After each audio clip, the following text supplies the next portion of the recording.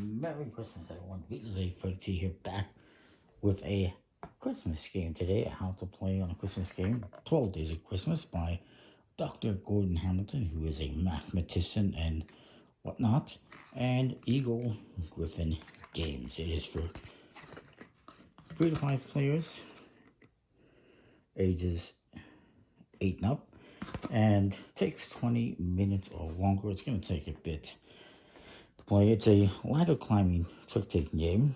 Each player is going to get 12 cards. These cards have cards numbered 1 through 12. And what you have is you're going to have, there's 11 11s, 12 12s, 8 8s, 2 2s, all the way down to 1 1, which is the most powerful card. I got both 2s, so that's pretty good. And it's ladder climbing, but it's kind of reverse. As I kind of organize my cards here. So on your turn, you can play one single card if you want, and the other players are going to have to play a single card, or they can pass. But because it's kind of ladder descending as opposed to ladder climbing, because what you want to do is you want to play a card that is lower cards because there is less or more powerful.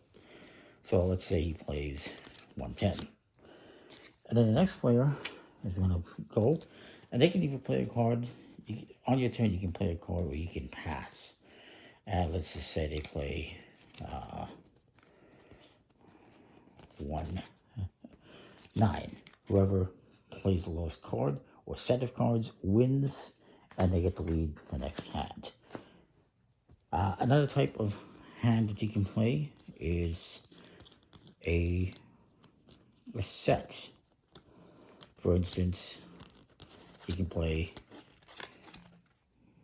3 12s. And when a person plays 3 12s, I can play any kind of set. I can play a pair, I can play a 4 of a kind, I can play a 3 of a kind, whatever I have, whatever I want. So let's say I play 2 11s. And then this guy goes, he looks at his hand, and he says, you know what, I will play 2 7s. And he wins, so he gets to lead the next hand. And the other type of thing you can play is a sequence. For instance, this guy can play an 8 and a 9. You can play anything from 2 or more cards in numerical sequence, numerical order. So he plays an 8 and a 9. This guy can play a sequence. It has to be at least 8 or lower. So for instance, he can play 8, 7, 6, 5, 4, 3. Why not? You can do that if he wants. I believe there's a limit to how many you can play. And then it comes to me, and I am going to pass. Well, actually, technically, I can play this free too, so I might as well. And I win. They're going to keep doing this, going around the table until somebody goes out. And when you go out, you get a gift. Whoever has the most gifts at the end of the game wins. A couple more things I should mention. First of all, there's 12 gifts, one for each 12 days of Christmas. You can play a sorted game by using just 6. Or if you want, you can make this 8 days of Hanukkah and just play with 8, I guess. No reason not to. Disregard the title. Just play it as a Hanukkah game. There's not many of those out there, I don't think. So let's say I go again, and I play a pair of 9s. And then this guy goes, he plays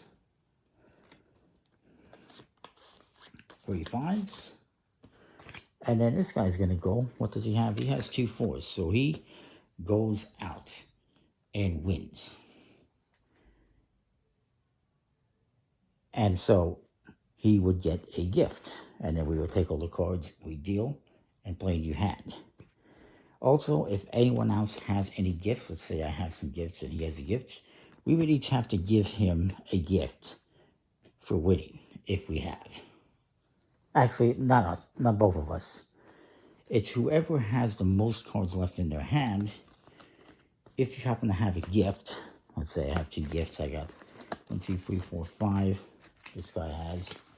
He has 5 as well. So I guess we would both have to give him a gift because we're tied. But whoever has the most cards has to give a gift. That's kind of a penalty. So you're going to be passing gifts around the table throughout the game. But let's look at just a different example here. Let's say that we started with this guy. He played 2 5s. And this guy has 2 cards, 2 4s. He goes out. But I play 2 2s. And I win the round. Because he went out and he did not win, he gets to take these cards back. And we continue playing. And since I won, I would start. So the big rule is when you go out, you must win. You must play the lowest set or card and win. Otherwise, you must pick your cards back up and we continue playing until either that person goes out again and wins or somebody else goes out. And that, in a nutshell, is the game. Decent quality cards of a nice linen finish. The problem is they are very clumpy. And this seems to be a recurring trend with Eagle Griffin games. They should really find a better printer. The quality there, the linen finish is nice. It's just the fact that they're hard to pull apart for dealing is my main concern. But outside of that, it's a nice enough game if you like it.